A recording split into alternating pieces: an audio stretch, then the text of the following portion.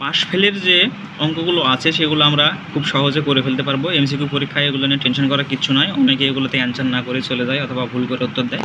তো আমরা এগুলো অঙ্ক কীভাবে সহজে করতে পারি সেটা আজকে আপনাদের দেখাবো।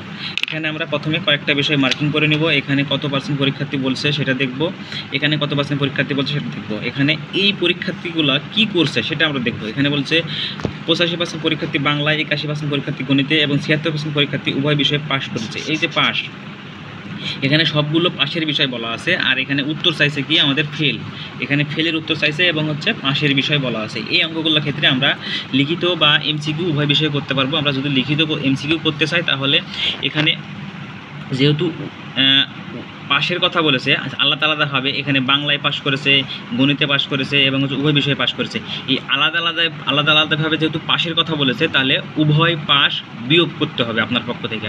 তাহলে সেটা আমরা দেখে দিই কীভাবে। এখানে সর্বমোট যেহেতু পার্সেন্টেজ কত আছে, এখানে হচ্ছে পার্সেন্টেজ দেওয়া আছে, তার মানে এখানে সর্বমোট পরীক্ষার্থীর সংখ্যা হবে ইউনিভার্সাল ইউনিভার্সাল সেট সমান 100।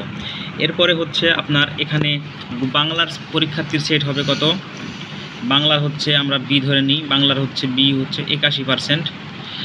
তারপরে হচ্ছে গণিতে কত, গণিতের এম ধরে নিই, এম হচ্ছে বাংলা হচ্ছে 85% আর গণিত হচ্ছে 81%। তাহলে আমাদের এখানে উভয় বিষয়ে পাশ বলেছে বি ইন্টারসেকশন এম সমান 76%। এই অঙ্কটা যদি আপনি করে নিতে পারেন, মানে এই ডায়াগ্রামটা যদি আপনি আগাইতে পারেন তাহলে আপনার অঙ্কটা হয়ে যাবে।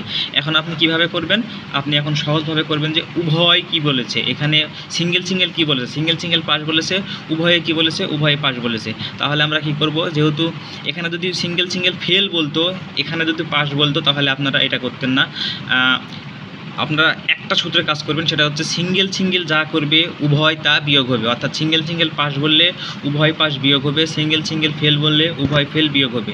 বাদ বাকি যেটা থাকবে সেটা আপনার উত্তর বেরিয়ে আসবে। তাহলে এখানে সিঙ্গেল পাশ বলেছে এবং এখানে উভয় পাশ বলেছে, তাহলে এটা বিয়োগ হয়ে যাবে। আমরা এখানে সহজভাবে করতে পারি কি,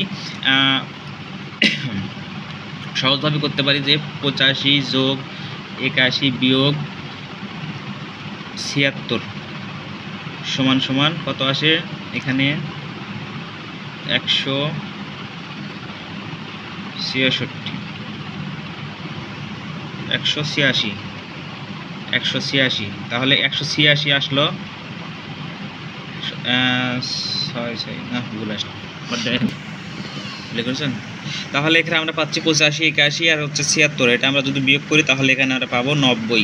এখন এটাই হুট করে উত্তর দিয়ে দিবে না, এখানে বলছে শতকরা ফেল করেছে। তাহলে আমাদের মোট পরীক্ষার্থী হচ্ছে 100 জন, আমরা 100 থেকে 90 বিয়োগ করলে পাবো 10, উত্তর 10%।